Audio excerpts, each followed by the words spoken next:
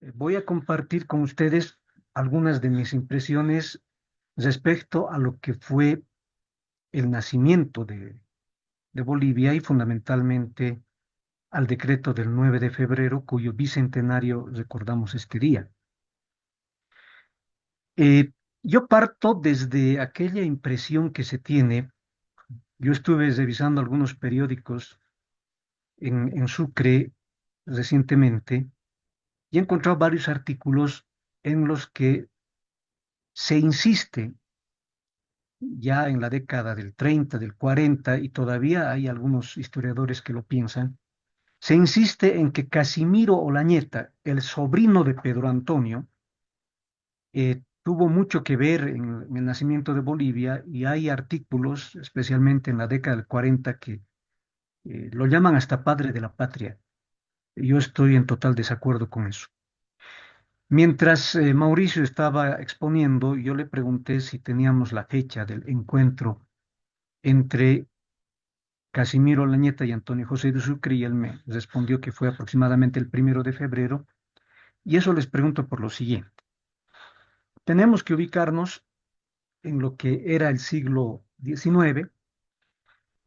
Tenemos que recordar que la libertad del Perú se obtiene por fin en el año 1824, pese a la brillante campaña de San Martín. Luego hubo problemas internos en el Perú, disputas de poder fundamentalmente, lo que determina que se le pida a Simón Bolívar su intervención, y Simón Bolívar interviene nombrándose dictador, pone orden, y recién es que encara la campaña del Perú a través del denominado Ejército Unido Libertador del Sur.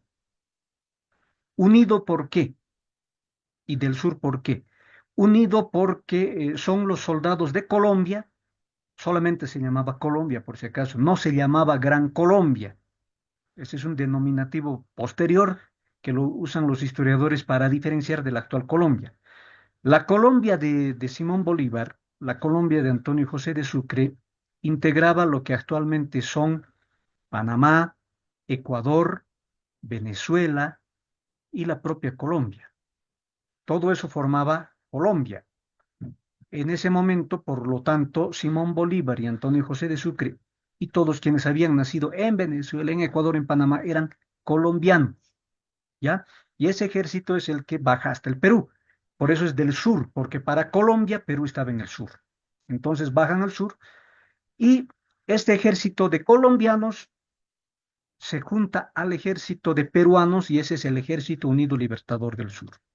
Ese ejército es puesto bajo el mando de Antonio José de Sucre, que ya había demostrado su capacidad militar, especialmente en la batalla de Pichincha. Entonces, el jefe supremo de este ejército es Antonio José de Sucre, y es el que lo encabeza en las batallas de Junín y Ayacucho. Y la que termina de liberar al Perú es la batalla de Ayacucho el 9 de diciembre de 1824. Hasta ahí vamos bien, ¿ya? Pero hay un detalle.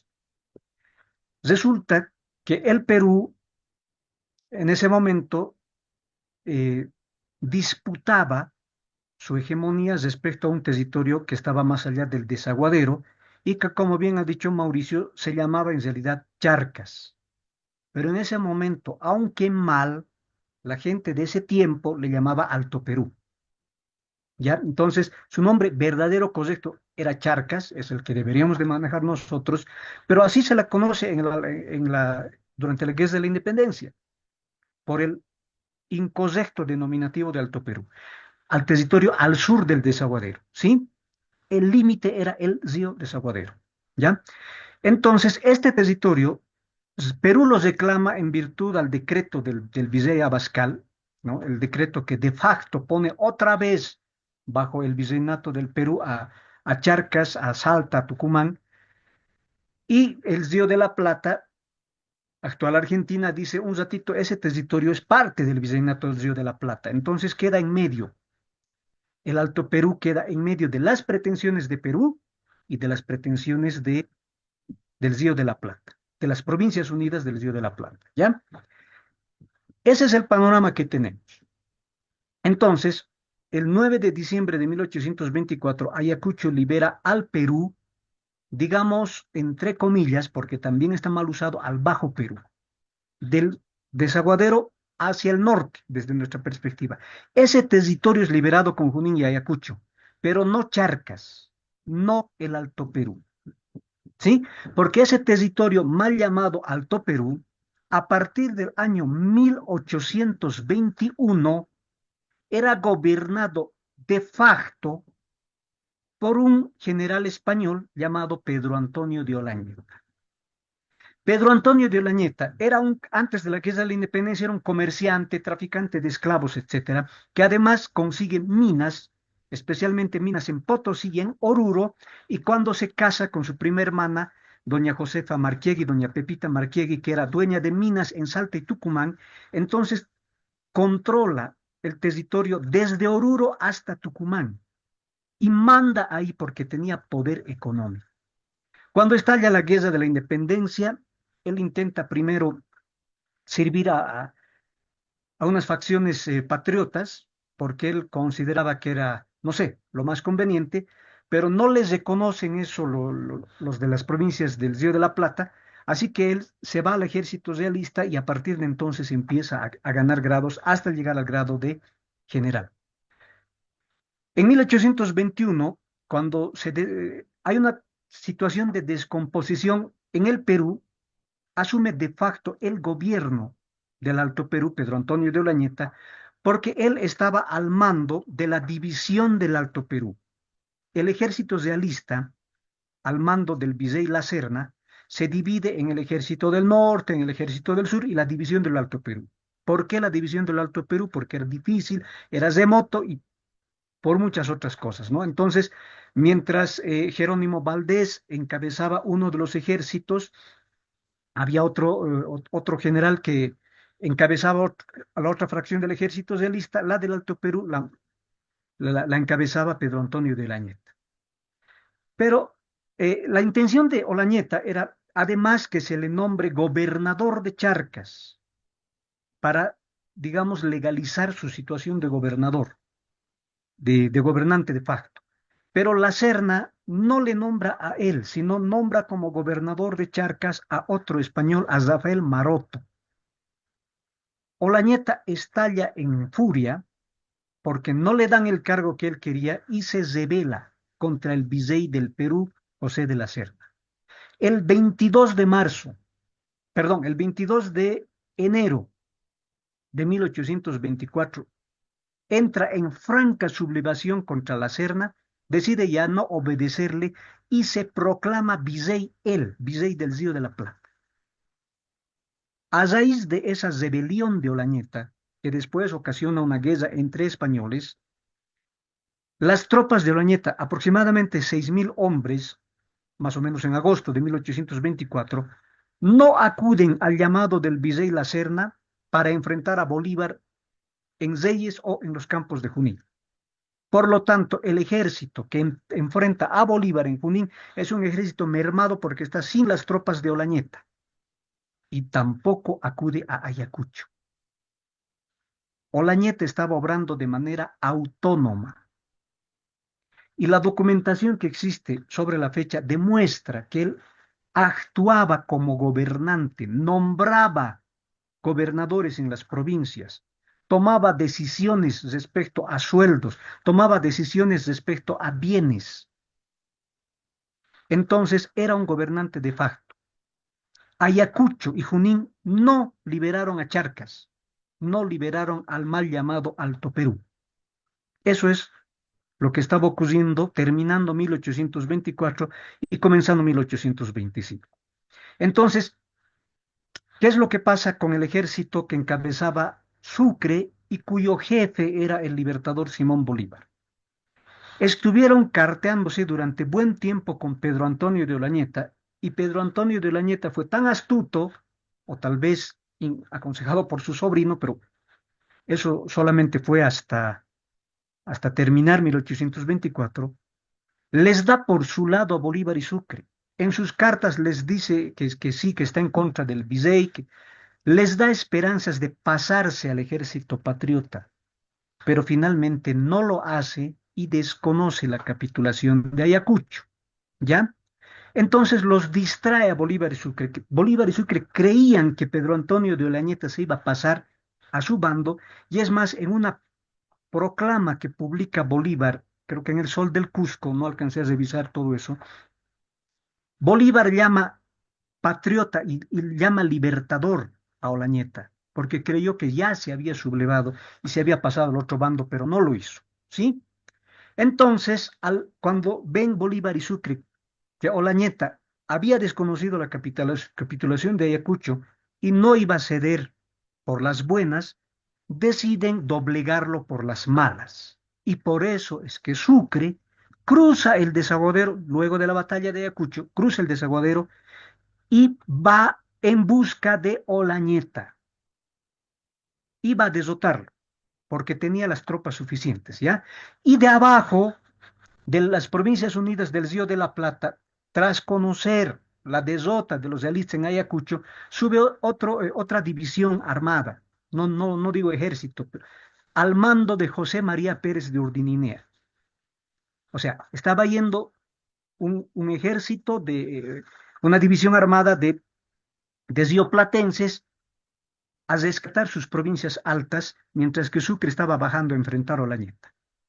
¿Qué hace Olañeta? Desocupa La Paz, retrocede hasta Oruro, llega a Potosí, saquea Potosí y de ahí se va con rumbo a Salta, donde pensaba hacerse fuerte nuevamente, pero ahí ocurre Tumusla. Ahí ocurre, no voy a abundar en detalles sobre eso, pero lo que ocurre es que eh, gente de Olañeta toma preso a un oficial de la división de Carlos Medinaceli, que el 29 de marzo le había pedido a Olañeta que capitulen. Entonces, como consecuencia de la prisión de este hombre llamado Leandro Miranda, se produce el combate de Tumusla, la batalla de Tumusla. Eso no fue un motín. El, las hostilidades las rompe Olañeta tomando preso a Leandro Miranda, y por ir a liberar a Leandro Miranda, eh, Carlos Medinaceli ocurre una batalla en Tumusla. Allí Pedro Antonio de Olañeta es mortalmente herido y a las pocas horas fallece. El gobernante de facto de Charcas, el gobernante de facto del Alto Perú, muere, y recién es ahí que es liberado ese territorio. No lo libera Bolívar ni lo libera Sucre. Lo libera Carlos Medinaceli con la batalla de Tumus. Carlos Medinaceli, que apenas unos 3 días se había pasado al bando patriota, es el que derrota a Olañeta. ¿Ya? Eso es lo que ocurre. Ese es el contexto. Ahora, veamos el decreto. Voy a ver si me permiten compartir pantalla, por favor. ¿Es posible? Sí, es posible. Ya. Entonces nos vamos a ir directamente a ver esto. ¿Lo pueden ver? Sí, se ve perfectamente. Ya. Eh, Vamos a revisar el decreto 10 del 9 de febrero de manera muy breve, porque sé que Itala va a hablar de esto, pero este decreto que se supone, a ver, ¿para qué es el decreto del 9 de febrero? Todos sabemos que con ese decreto del 9 de febrero, Antonio José de Sucre convoca a los diputados de las provincias del Alto Perú, el nombre está aquí, a una reunión en Oruro. Debían reunirse en abril en Oruro para deliberar sobre la suerte de las provincias, para decidir si es que se iban a ir con el Perú, que se clamaba, ¿no?, por el bando de Abascal, o se iban a ir con las provincias del Río de la Plata. Supuestamente para eso fue el decreto, ¿cierto? Perfecto. Pero veamos qué dice el artículo 10 del decreto. Permítanme, por favor, a ver, ya. El artículo 10 dice: sobre un cálculo aproximativo de la población, habrá un diputado por cada 20 o 25.000 almas. Así, el Departamento de La Paz nombrará 2 diputados, ta, ta, ta. El de Humasuyos. El departamento de Cochabamba tendrá dos diputados, ta, ta, ta. El departamento de Chuquisaca dará un diputado por cada uno, ta, ta, ta. El departamento de Potosí nombrará a tres diputados, etcétera. Y el departamento de Santa Cruz tendrá un diputado, etcétera. ¿Sí? Está fijando en función a habitantes, cantidad de diputados por departamentos. ¿Sí? Ahora bien, primer detalle, lo voy a decir muy de pasada porque sé que Ítala de Mamán va a abundar en esto. Resulta que hasta antes de este decreto, Charcas, o mal llamado Alto Perú, tenía cinco provincias, perdón, cuatro provincias o intendencias, no tenía cinco, tenía cuatro. ¿Cuáles eran esas? La Paz, Potosí, Chuquisaca, que abarcaba a lo que hoy es Oruro, y Chiquitos o Mojos, o ya para esos años Santa Cruz. Santa Cruz tenía como capital a la ciudad de Cochabamba, ¿ya? O sea, había cuatro provincias o intendencias antes de este decreto: La Paz, Chuquisaca, Santa Cruz y Potosí. Este decreto, al decir que el departamento de Cochabamba tendrá dos diputados por cada uno de sus cantones, está creando de facto el departamento de Cochabamba, dividiendo al de Santa Cruz. Entonces el de Santa Cruz se queda con, nomás con el territorio de Mojos y Chiquitos, con su capital en Santa Cruz, y se crea por el decreto del 9 de febrero el departamento de Cochabamba con su capital Cochabamba. Decisión de Estado, colegas. Este decreto no está simplemente convocando a diputados para que decidan su destino. Este decreto está creando un departamento. Sucre con esto está tomando una decisión de Estado. Pero hay más. ¿Mm? Si vemos los primeros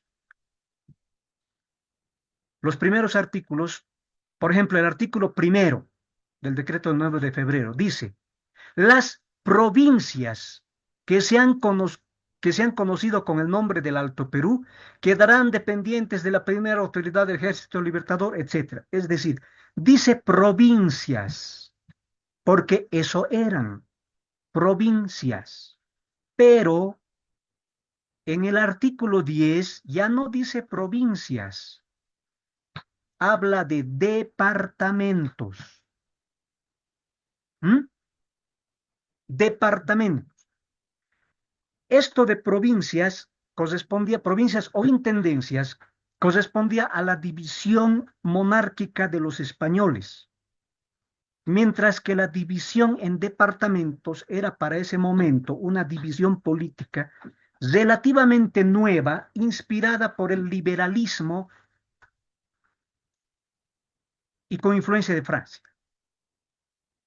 Sucre fue liberal, sus ideas fueron liberales, su proyecto fue liberal, y es Sucre quien decide cambiar el denominativo de provincias a departamentos, pero no lo hace el 23 de enero de 1826 con el decreto que tardíamente crea los departamentos, los primeros cinco departamentos, sino lo hace en el decreto del 9 de febrero. Ahí ya Sucre deja escapar su idea de un nuevo país que se iba a dividir en departamentos. Ahí está el artículo 10. Dice: Departamento de La Paz, Departamento de Cochabamba, Departamento de Chuquisaca, Departamento de Potosí, Departamento de Santa Cruz. Cuando en el artículo primero de este mismo cuerpo legal habla de provincias y en los posteriores también. Ergo, Sucre, cuando promulga el decreto, supuestamente para que los diputados de los departamentos del Alto Perú decidan sobre su destino, Sucre ya tenía decidido que se iba a formar un nuevo país, ya el 9 de febrero, ¿verdad? Lo que ocurrió no en Oruro, sino en Chuquisaca, ya no se reúne la, la Asamblea de Diputados, ya no se reúne en Oruro, se reúne en Chuquisaca, se reúne el 1 de julio, el 1 de julio, no, el 10 de julio, se reúne el 10 de julio, a partir de ahí comienzan sus deliberaciones.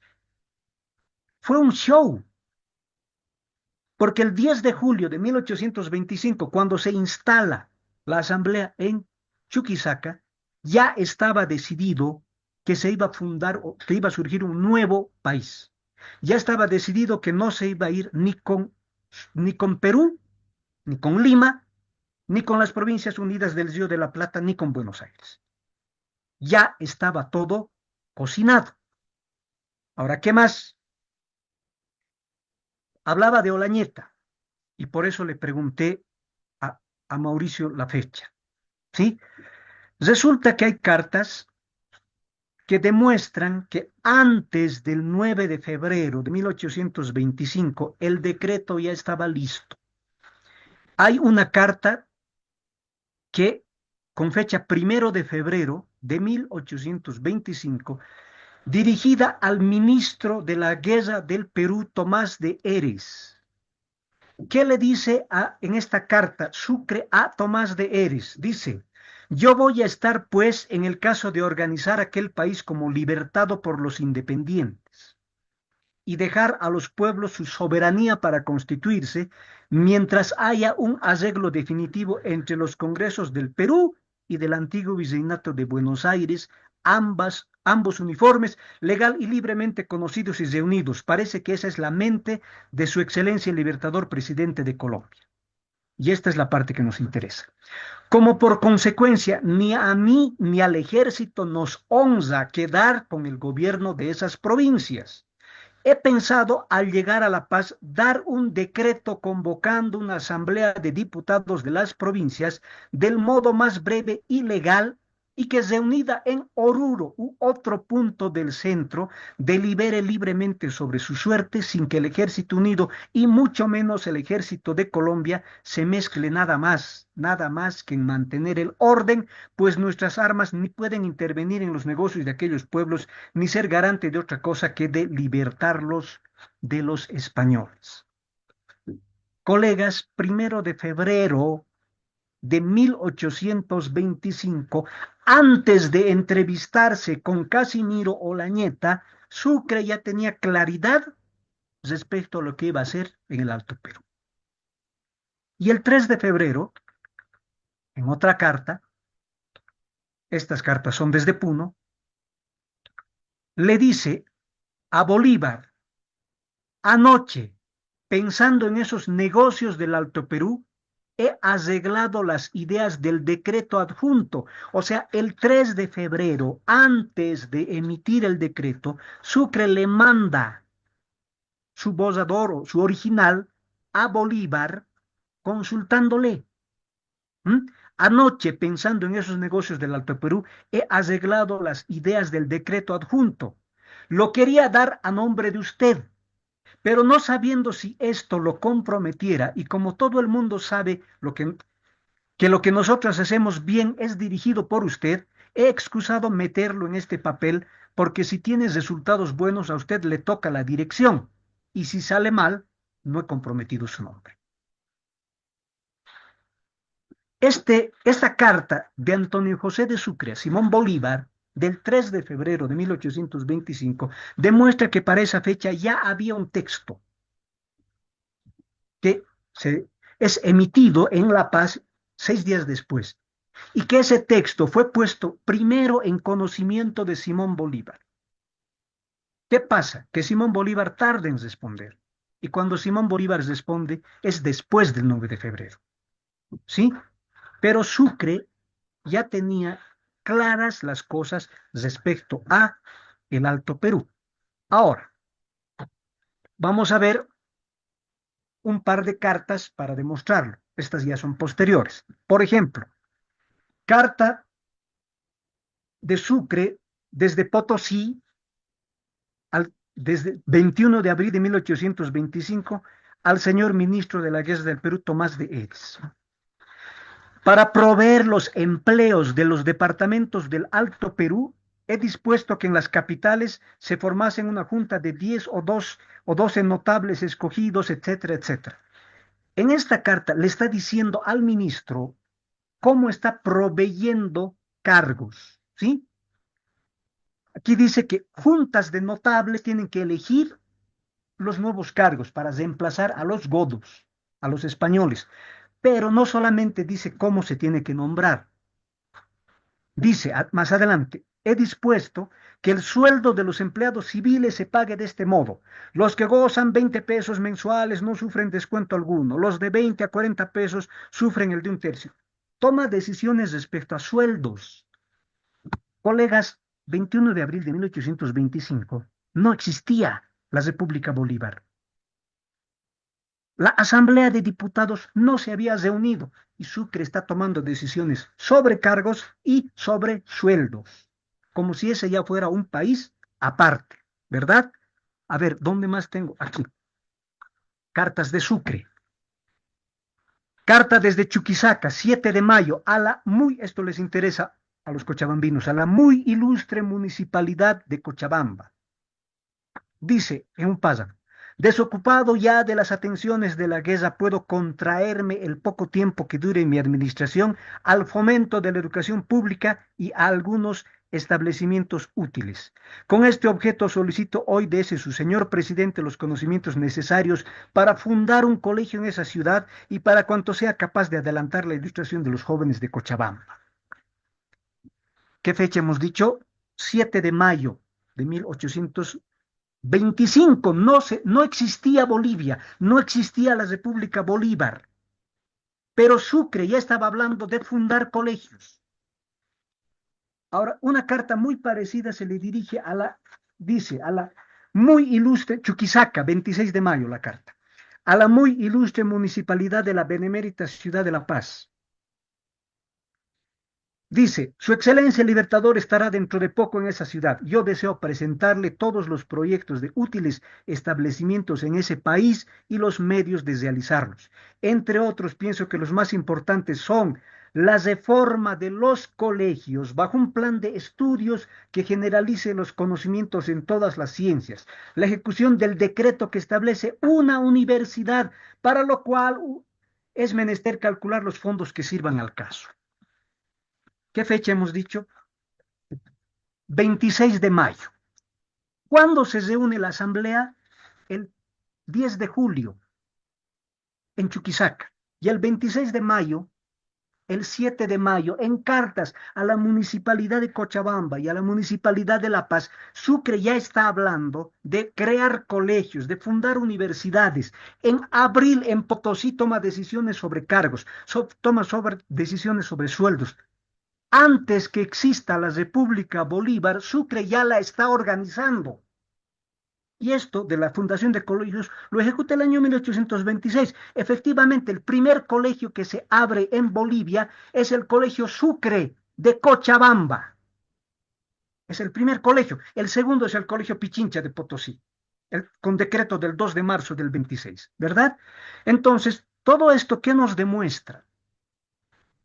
Que antes que se reúna la Asamblea de Diputados del Alto Perú, la mal llamada Asamblea Deliberante, porque no delibera nada, ya se estaba formando el nuevo Estado y lo estaba haciendo Sucre. Aquí, Olañeta, no toca pito. El fundador de este país es Antonio José de Sucre, no es Olañeta.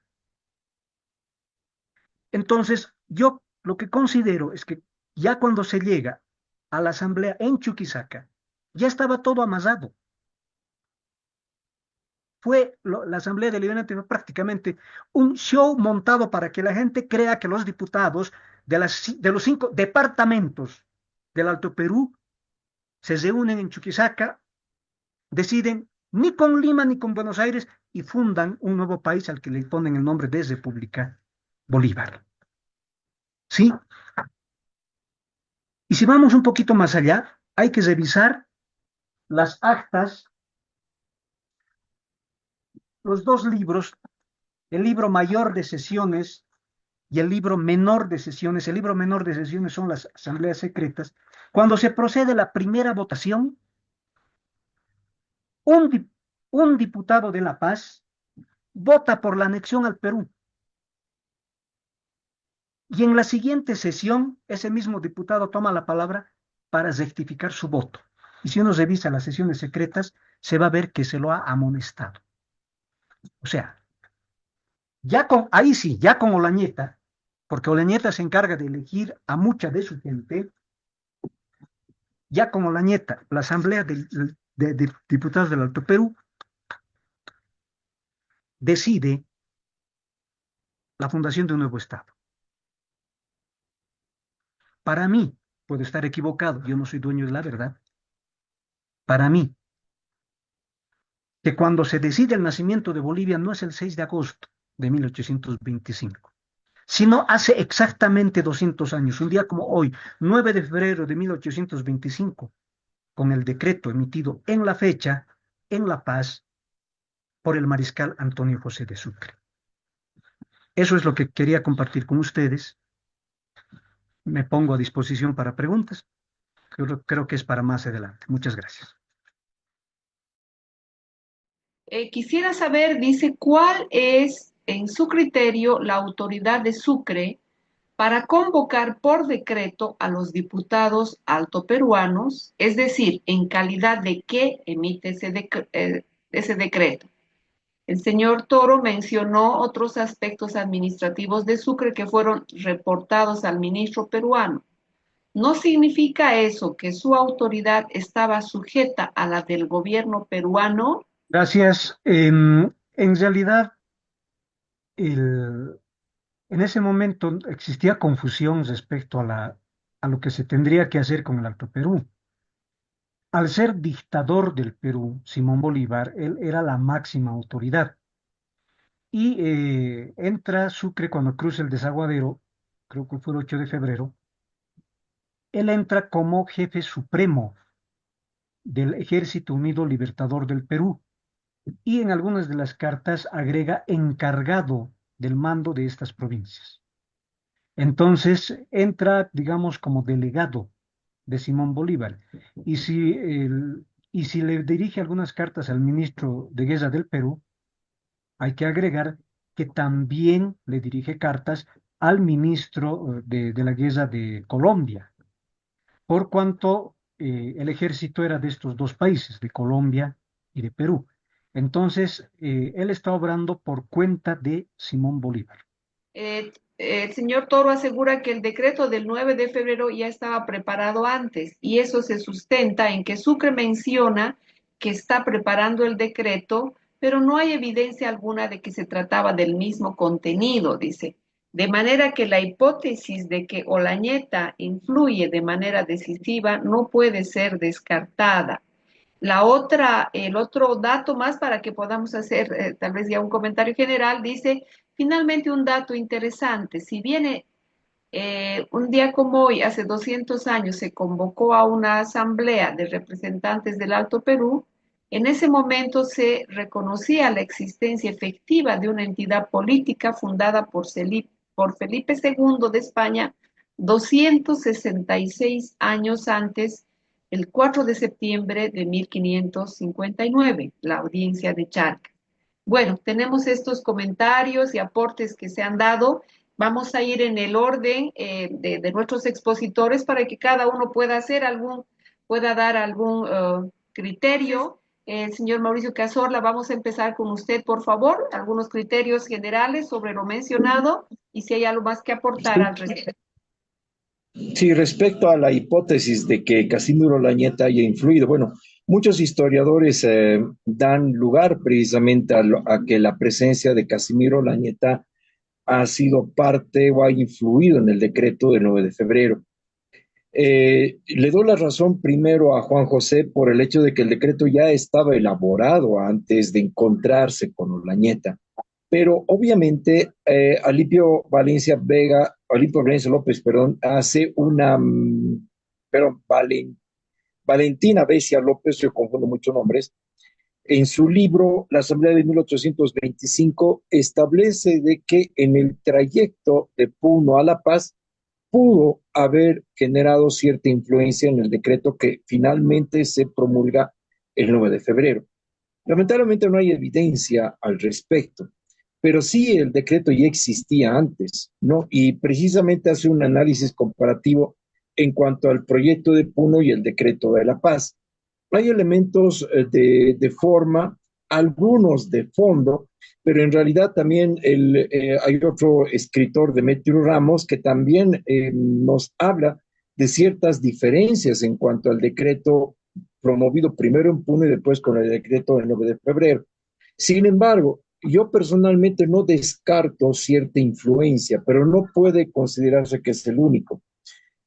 Antonio José de Sucre sí ha generado una institucionalidad en el país. Juan José ha explicado al respecto, ha tomado determinaciones en cuanto a la organización del Estado, a la organización administrativa, nombramiento de cargos, incluso hay correspondencia donde se le envía a Antonio José de Sucre para el cumplimiento de ciertos cargos. Entonces, necesariamente ha habido una acción administrativa de parte del mariscal Antonio José de Sucre.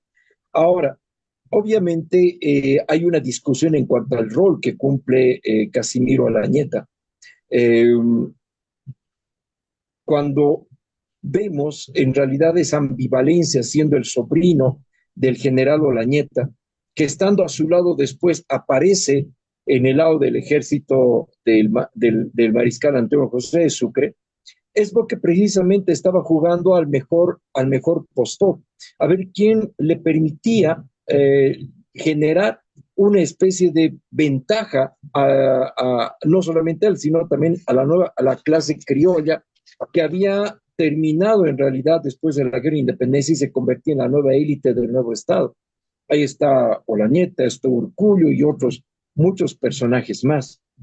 Era como apostar al ganador. No, si Olañeta hubiera tenido la oportunidad, no hubiera tenido la defección de Medinaceli, hubiera tenido de repente, estoy especulando, por favor, pero solamente es una especulación. Hubiera tenido de repente la puya de Aguilera, hubiera tenido un ejército mucho más grande, hubiera expulsado a Sucre de Charcas, creo que Casimiro Olañeta hubiera estado siempre del lado de su tío y no se hubiera pasado al otro lado. De alguna manera, podemos decir que ciertos personajes han sido oportunistas en relación a la historia. Y posiblemente no Casimiro Lañeta puede estar en este rol, pero que ha contribuido de alguna manera a la construcción del Estado, posiblemente sí. Ha sido magistrado de la Corte Suprema, ha sido ministro de Estado, pero el decreto ya estaba elaborado antes de su encuentro con Sucre, pero obviamente pudo, como lo dice también Valentina Becia, pudo haber tenido la influencia de Casimiro Lañeta en el trayecto de Puno a La Paz para luego promulgar el 9 de febrero. Lamentablemente no hay nada que nos documente y nos respalde esta afirmación. Muchísimas gracias. El señor Juan José Toro, por favor, y ponemos un criterio más que nos escribe nuestra querida directora de Mesa del Valle, Telma Herrera, que dice: mi inquietud, ¿se puede hablar de una crisis de identidad en el proceso de transferencia al virreinato del Río de la Plata? A veces más incorporamos al señor Juan José Toro para algunos criterios y respuestas. Mil gracias. Gracias. Voy a comenzar respondiendo a esa última pregunta. No había una crisis de identidad porque los charquinos o charquenses, no sé cuál sería el gentilicio, si es que hubiéramos utilizado el nombre correcto de Charcas, eh, se sentían siempre como un territorio, digamos, compacto, ¿ya? O sea, Charcas o Alto Perú, si se quiere seguir manejando el nombre Esado, tenía una vocación de nación mucho antes de la Guerra de la Independencia. ¿Mm? Y sí, o sea, la creación de la Real Audiencia de Charcas tomó en cuenta esos detalles. hay que tomar en cuenta que incluso que hay en las crónicas, no recuerdo de cuál de los cronistas peruanos se habla del envío de tropas del Inca Huayna Cápac hacia donde hoy es Santa Cruz. eh, Existe ahí un primer mestizaje y los incas empiezan a llamar, dicen que allá existían los Mosojruna, ¿no? Los nuevos hombres, y de Mosoj viene Mojos, ¿verdad? Entonces, hay una vocación de país en lo que hoy es Bolivia, innegable desde tiempos muy anteriores a la guerra de la independencia.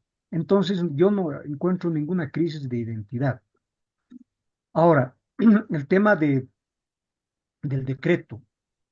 En realidad, para el 3 de febrero, he mencionado la carta, el 3 de febrero desde Puno le escribe Sucre a Bolívar y le dice, le adjunto, dice, anoche pensando en esos negocios del Alto Perú, he arreglado las ideas del decreto adjunto. Ese 3 de febrero ya estaba el decreto en su versión definitiva porque es la que el decreto que manda a Bolívar. No le iba a mandar un proyecto, le manda la versión final y dice el decreto adjunto. Entonces, Bolívar sabía que se estaba convocando, que Sucre estaba convocando o iba a convocar. Otra cosa es que hayas recibido la carta tarde, mucho después del 9 de febrero, porque Sucre, Bolívar le habla de este decreto recién en fecha 21 de febrero, ¿sí? Y curiosamente, o más bien de una manera que no sabíamos, no es que le desautoriza. Yo he revisado la carta que le manda desde Lima el 21 de febrero, no le está desautorizando, le dice, no, no, un rato, aquí se van a hacer las cosas de otra forma, ya, pero el espíritu de la carta no es de reproche, es como un padre recordándole a su hijo que las cosas no son por este lado, sino por este otro. Y más bien es la respuesta de Sucre, desde Potosí les responde el 4 de abril, es una respuesta desmedida frente a la carta en tono paternal de Bolívar. Entonces, esa versión de que Sucre desautoriza el decreto 9 de febrero perdón, Bolívar desautoriza el decreto 9 de febrero y Sucre la tiene que defender, no es tan precisa, no es tan precisa. En realidad, Bolívar le dice, a ver, estas cosas se hacen de esta forma y Sucre reacciona de una manera desmedida, ¿ya? Y hay ejemplos de convocatorias anteriores a cabildos o asambleas para resolver algunos casos. Y el mismo Sucre menciona en su carta del 4 de abril, le dice, por ejemplo, le dice, además yo vi que usted mismo pidió en Guayaquil a una asamblea su deliberación respecto a una sola provincia de 80.000 almas. La convocatoria a una asamblea era una de las posibilidades que se estaba manejando con el propio Bolívar. Otra parte de la carta del 4 de abril que dice, estas son cuestiones que no me tocan ni que yo he indicado siquiera, pero son las que tuve presente para pensar que usted juzgaba por la necesidad de convocar aquí una asamblea, que si era para constituir las provincias independientes, organizase el gobierno. O sea, entre Bolívar y Sucre existía por lo menos las charlas de que se podía convocar una asamblea y se podía constituir otro estado. Ya, no es que eso vino después, no es que Olañeta le iluminó, qué sé yo. Ahora, en lo que sí pudo haber influido Olañeta es en cambiar el texto del proyecto de Puno del 1 de febrero al que estuvo redactado después el 3 de febrero. El que estuvo redactado el 3 de febrero no tuvo mayores cambios porque ese es el documento que se le mandó a Bolívar, ¿ya? Entonces yo no creo que haya cambiado mucho. Ahora, sobre lo que pensaban los pueblos, yo tengo mis dudas. O sea, pensamos que todos estaban queriendo la libertad, no es tan así, no es tan así. En Potosí, por ejemplo, que es donde yo vivo, existía una fuerte vocación monárquica. Es decir, la mayoría de los potosinos eran más realistas que patriotas. Seguramente me van a criticar por decirlo, pero así nomás era. Pero no era solamente el caso de Potosí. Había regiones, provincias o departamentos enteros que eran realistas y eh, estaban mirando con mucho enfado el cambio de administración. Por ejemplo, en el Perú, toda una provincia, Huanta, permítanme, Huanta, el 16 de noviembre de 1824 se rebela contra el gobierno republicano, ¿ya?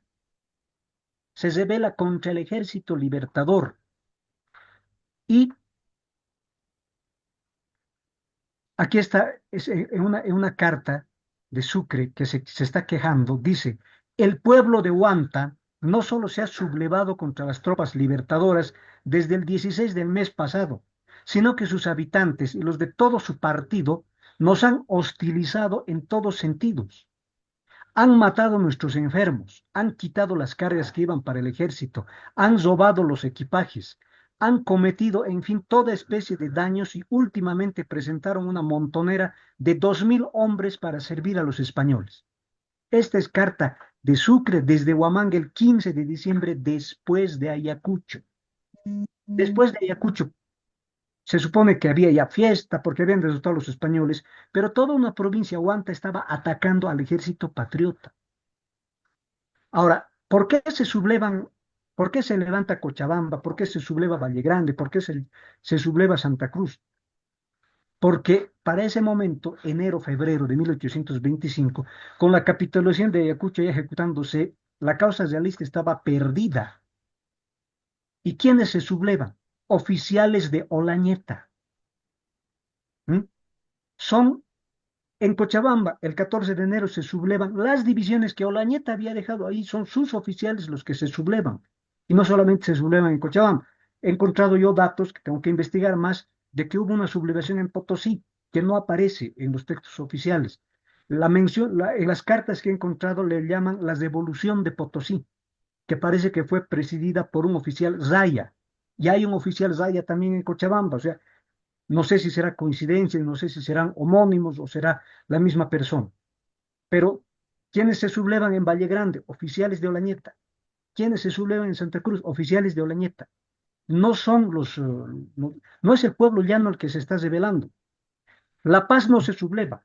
La Paz es desocupada por Olañeta y de inmediato la ocupa Lanza.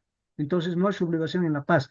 Entonces, yo no veo sinceramente que haya sido que los diputados, las provincias, interpretando el sentir de los pueblos, van y deciden ni con Lima ni con Buenos Aires. Yo lo que veo en la asamblea que se reúne el 10 de julio en Chuquisaca es que se cumple lo que primeramente trazó Sucre y después ahí sí manipula Olañeta con esa logia que tenía y que estaba integrada, entre otros, por Manuel María Urcullo, por José Mariano Cesano, y hay otro dato que también lo encontré recién, probablemente muchos ya lo sabían, pero Leandro de Usín, por ejemplo, era olañetista del lado de Casimiro Olañeta. Leandro de Usín coordina el levantamiento de enero en Potosí, la denominada Revolución de Potosí, y Leandro de Usín se cartea con Carlos Medinaceli en enero, recibiendo información de Carlos Medinaceli respecto a lo que estaba pasando en la tropa de Olañeta. Entonces, no son las cosas como nos las contaron. Y en este bicentenario tenemos que ser un poquito más, como les digo, un poquito más escépticos y tenemos nomás que ver las cosas como lo que realmente fueron. Para mí, esa asamblea deliberante fue un juego de intereses en el que pesó mucho el interés de Sucre y consiguientemente el de Bolívar, pero pesó mucho también el interés de Casimiro de Olañeta y ese grupo que había formado en torno a la representación de Chuquisaca. Es impresionante, pero si uno revisa las actas de la asamblea mal llamada deliberante, en realidad se llamó Asamblea General de las Provincias del Alto Perú, eso dice en su portada, uno va a leer que tres hombres, Casimiro Olañeta, José Mariano Cesano y Manuel María Urcullo, acapararon el debate y terminaron decidiendo lo que se decidió en esa asamblea. No fue interpretar el sentimiento de los pueblos. Fue nomás una asamblea de gente privilegiada que fue elegida con las condiciones que establecía el decreto 9 de febrero y que al final no determinó el sentir de los charquinos o charquenses o altoperuanos, determinó el sentir de sus propios intereses. Para Olañeta, un país grande juntándose con el Perú o juntándose con el Río de la Plata, él no hubiera podido manejar las cosas. Olañeta no hubiera podido manejar Bolivia si es que hubiera sido parte del Perú, si es que hubiera sido parte del Río de la Plata. Olañeta necesitaba un país para manejarlo él. Y si al principio no pudo porque mandaba Sucre, en 1828 pacta con Agustín Gamarra para no solamente asestar el primer golpe de Estado en Bolivia el 18 de abril de 1828, sino también para buscar asesinar a Sucre. Pero eso lo podemos hablar en otro momento. Vamos a escuchar ahora si tenemos algún criterio, alguna respuesta más que nos pueda brindar la señora Itala de Mamá. Sí, yo quisiera poner en algo que dije antes, que hay que estudiar con más calma todo este último periodo de 1825 que va a concluir con el Acta de la Independencia, con la firma del Acta de la Independencia. Y en este caso, por ejemplo, para el caso de Cochabamba, quisiera volver a establecer el hecho de que en Cochabamba el gobernador intendente que sale a partir del 14 de enero no es un militar, es un abogado, es Mariano Guzmán, que junto con Bartolomé Guzmán tienen una intervención en esta insurrección. Luego, vuelvo a recordar de que el comandante de armas, ¿no? Es Antonio Saturnino Sánchez. ¿Y quién es este personaje? Este personaje es un patriota que ingresó a las fuerzas patriotas en 1811 y prácticamente en 1821, ¿no? Es nombrado como gobernador patriota en la Villa de Sur. Participó en la batalla de Pichincha junto con el mariscal de Ayacucho. Y posteriormente, igualmente, integró el ejército del general Santa Cruz. Miremos las fechas. 1823 se retiró a Yopaya al mando de Lanza. Y él es uno de los principales que sublevan a la guarnición que está en Cochabamba. Y luego, además, ¿no? Él participa como patriota en la batalla de Falsuri. Hay que ver también que Antonio Saturnino Sánchez participa en el motín de Misque y con ese motivo, a finales del 23, prácticamente es enviado a Cochabamba, pero no está yendo en calidad de preso porque el motín de Misque pues ha sido descubierto, ¿verdad? Entonces yo creo que vuelvo a repetir que hay que estudiar todos los pormenores de estas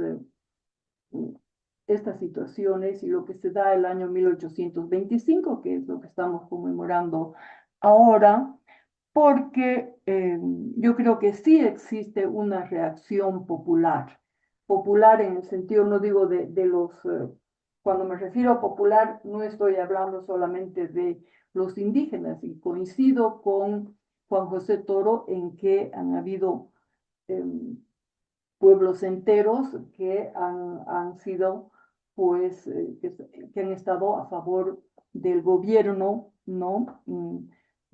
De los que estaba pues dirigido por autoridades realistas. El mismo, lo que hemos tenido como represores han sido a los caciques ¿no? De Pumacahua y Choquehuanca durante todo los primeros tiempos, ¿no? El 11, el 12, ¿no? El 13, el 14 recién se han dado la vuelta contra, ¿no? Los realistas y ellos han venido a masacrar a Cochabamba durante el episodio de la Coronilla.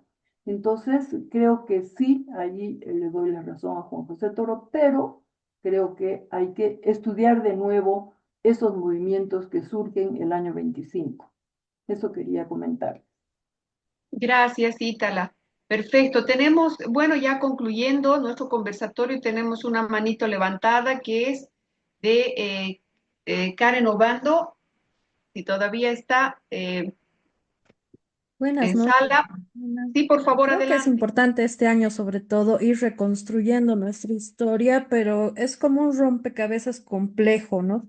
Porque tú tienes diferentes documentos, antecedentes, y tal vez por eso también es un poco complejo, porque me da la impresión, leyendo un poco diferentes cosas, de que si bien, digamos, se esperaba también que el 9 de mayo luego el Parlamento argentino vota una ley en la que disponía que autorizaba a las provincias del Alto Perú a que resolvieran lo que más les conveniese, y por otra parte Perú también medio que no quería asumir lo complejo, ¿no? de integrarse.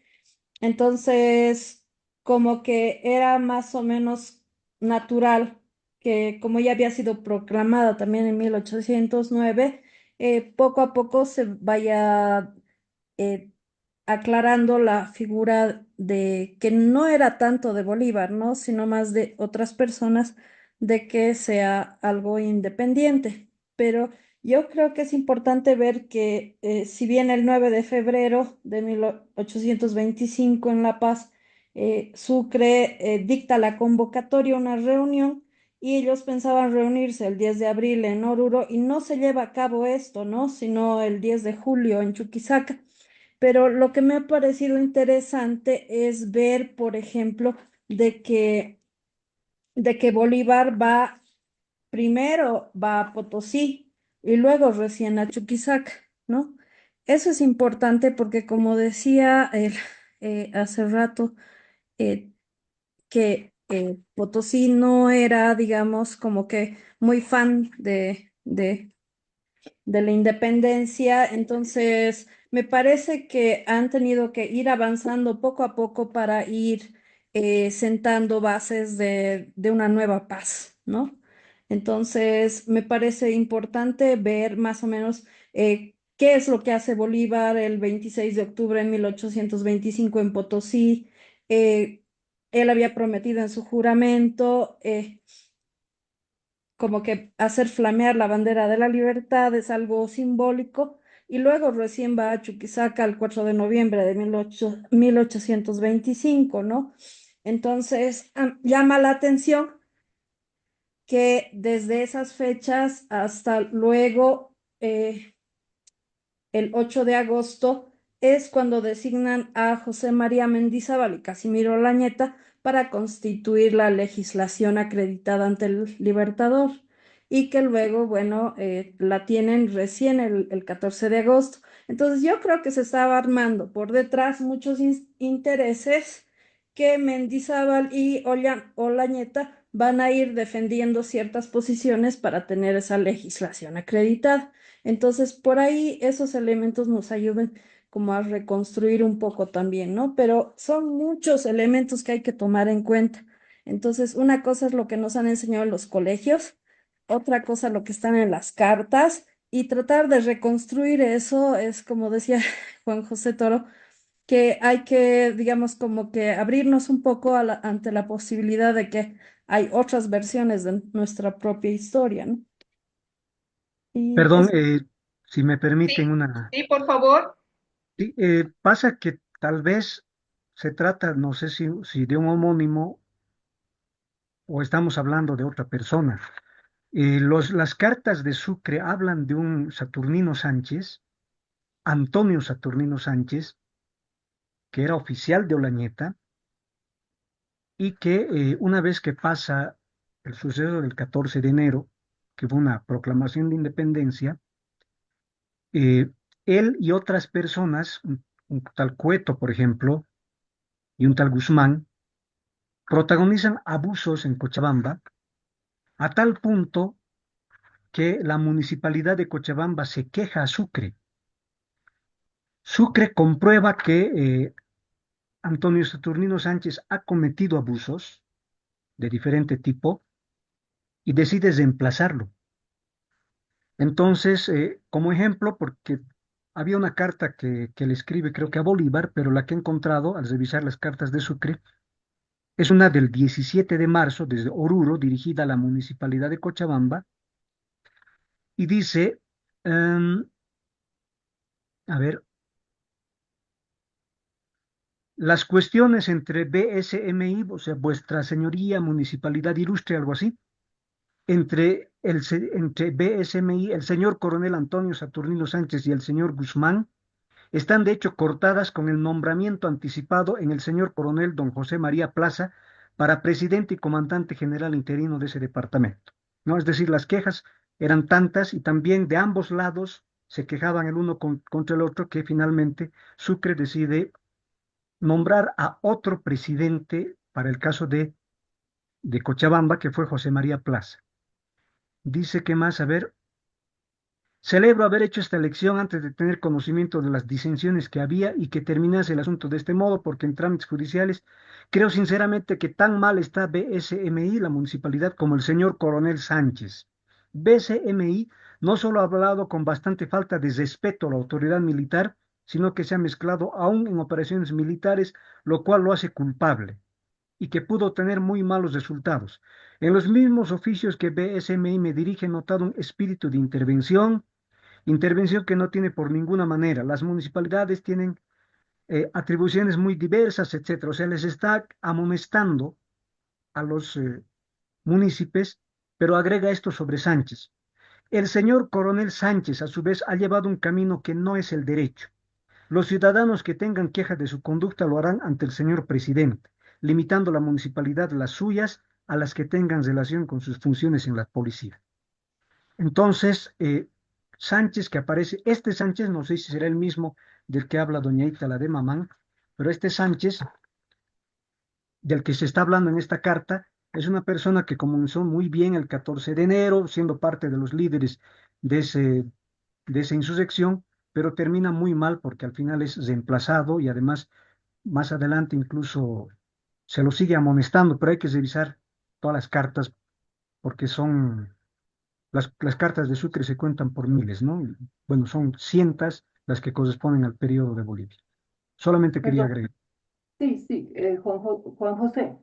Efectivamente, hay cartas de Sucre quejándose de prácticamente a los pocos días que se da la insurrección en Cochabamba, porque